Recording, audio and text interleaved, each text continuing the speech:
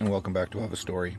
I thought I was at the end of talking about child support, and I'd made another video to try to break things up, because even for me to just sit here and talk about them is hard.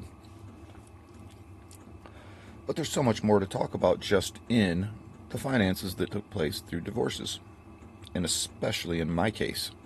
Again, nothing in my life is ever just you get screwed. No, you're going to get it hammered to you. Once again, here's another provable story. And part of why this is also extremely important is because I can still be held by the federal government for federal tax fraud because of what was done to me. So let's dive in. My first divorce, when I got divorced, I was the one who worked. I was the one who paid all the bills, paid her car note, and paid for all the materials and everything that I personally did to completely rebuild our entire house. I had $15,000, give or take roughly 15 grand in the bank. She went and took it all and was allowed to keep it. That doesn't show coercion. Wait, you went and took every dollar out of the bank account the week that you filed for a divorce and left him with nothing. That's not considered a crime? We don't look at that? Not in my cases. Don't know if it's just because she's friends with the referee in court or what exactly. I mean, I got screwed so bad and all of that, but that doesn't matter. On top of that, this is baloney. I worked, I bought myself 2 boats. I had a 26-foot Sea Ray with twin 370 engines, full galley, full cabin, full bathroom, onboard hot water tank. You could live on this boat. I bought it, but I still had to pay her half of it in order for me to keep it. And I did. But when we got divorced, it was December, and she didn't want me pulling the boats out until spring because she didn't want me tearing up the yard. I had a place to take them. I had my truck at the time. No problem to haul them out. But I respected that, yeah, it's going to tear up the yard if I pull them out of the backyard until snow melts and things dry up. I lived with it, and that's what I did every year. So I respected that. I also had a speedboat, and I mean, this boat was a custom-built speedboat that was so fast, I never ever took it wide open. It was so scary, you couldn't. The guy I got it from who built it said, I've never had this thing wide open. I don't know what it'll totally do, but it's insane. And it was. It was a beautiful speckled green flake paint job, all custom built bracketry and framework to be able to put a motor on a boat that wasn't supposed to be there. So one day I go to pick up my kid and I'm like, wait, where are my boats? It's still winter. This was just weeks later. My neighbor's outside, and I went over to talk to him. He wasn't my neighbor anymore because I moved. He said, oh yeah, she got paid, and guys came over and paid her to come in with sawzalls and cut it all up and scrap the stuff out. And you went and looked on the ground, and there's still fiberglass and all the dust and stuff. There were still chunks of fiberglass laying on the ground where my boats were at. Court didn't care. Even though I bought it, I had to pay her again for it. I get to lose it. They don't care when you're a man.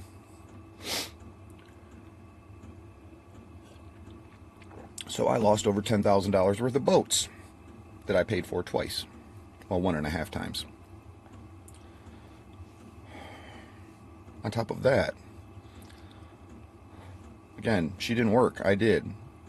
She didn't get a job until right when she was getting ready to file for a divorce and setting it all up and planning all this out. I thought, oh, yay, now she's finally going to work and we're going to... No, it was because she was planning on leaving.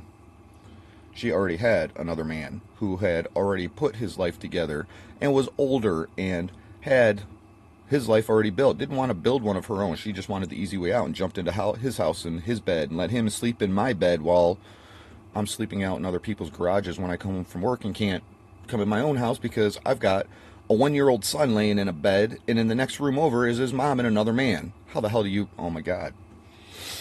I had a friend who used to leave his garage door open for me, and I'd go over to his house. I was like, dude, you don't need to sleep in your own garage on the property dealing with that, because that's what I do. I'd go out in my garage like I can't walk in my own damn house after I get off work at 1 o'clock in the morning, because there's another man sitting in my bed. I used to have a friend who would drive by. He'd get off work. He worked first shift, and he'd drive by. Hey, Dodge Ram's in the pickup, or in your driveway, dude. Don't come home tonight. And he used to take pictures and send it to me and tell me not to come home. And then I'd just go over to my buddy's house and sleep in his garage. But she was, our accountant was friends with her mom. Her mom was a banker and friends with a lot of people.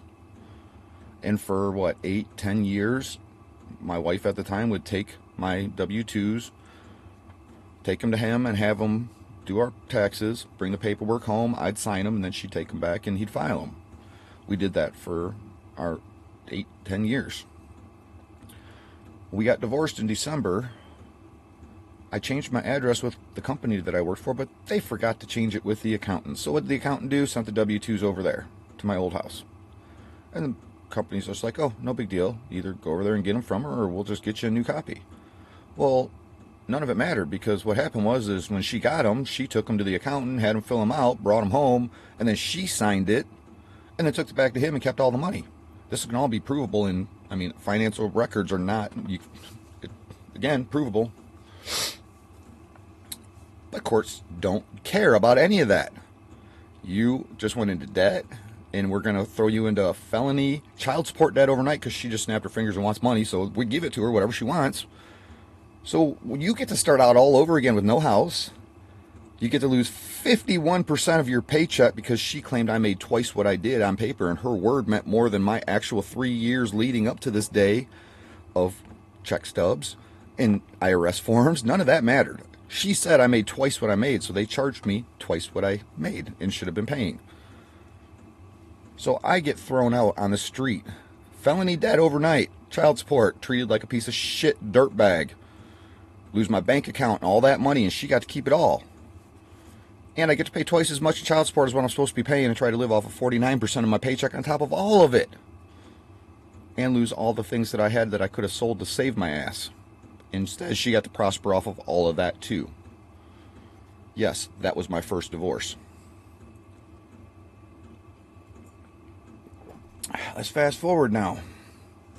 What happened in the second divorce? Well, my second divorce, and the woman did this to me year after year after year after year. I have friends that will witness this, and so started telling me, Jason, you need to protect yourself and put money away. I did. I had some money put away that she didn't know about. I didn't think she knew about, but apparently she found it because she took it with her when she ran, and took all the money out of our bank accounts, which was like somewhere between $3,000 and $5,000 we had in the bank. She took all of that, and on top of all of that, we filed our tax returns joint, and had already filed it from the IRS, or IRS already sent me copies and records of all of it. And we were getting back $13,000 in taxes, and my name's on it, and she ran off with all of it. And even making $125,000 a year salary, taking off with $13,000 worth of tax money, and $3,000 to $5,000 in the bank. And her job is salary, so she don't even have to work to get a paycheck. She just gets her paycheck and cries, oh my God, I'm an abused woman, I can't come to work, take care of me, and they do. And she lies and cries wolf. Part of how she succeeds, because she sits and lies and just expects everybody to take care of her because she's an abused poor woman. Go back on my channel and you tell me that is an abused poor woman. You want over 30 years worth of diaries, journals, and notes that show that she is the abuser? Do you want medical records of how many years she's been mentally diagnosed with severe mental disorders, psych wards, mental institutes? I don't get to find out about all of this until it's too late, because these people lie and hide it, and me, I worked my butt off and was never around to find out what I was really marrying, I guess. I had a friend who brought that to my attention.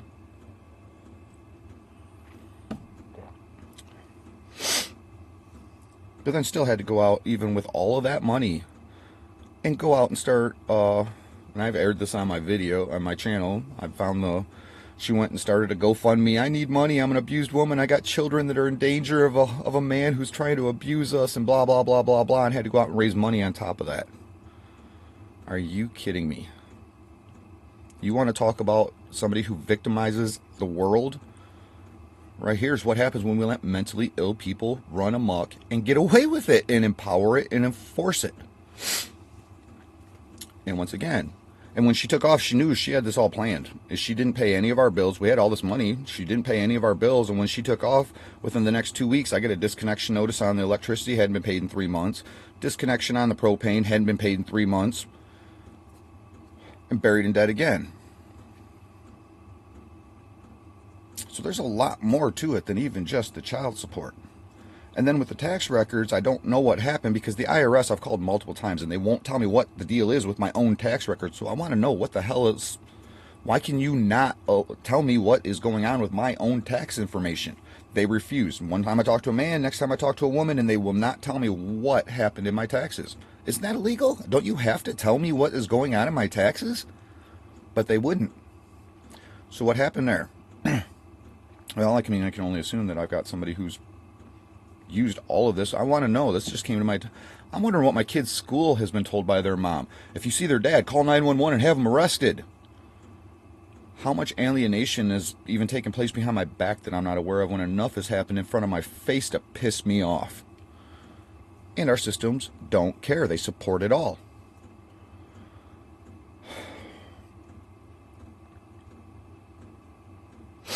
And in my second divorce, snap of a finger, federal, felony, child support debt, 14 grand, overnight snap of a finger, year after a divorce is finalized, because I haven't already suffered enough, right? My kids haven't already suffered enough.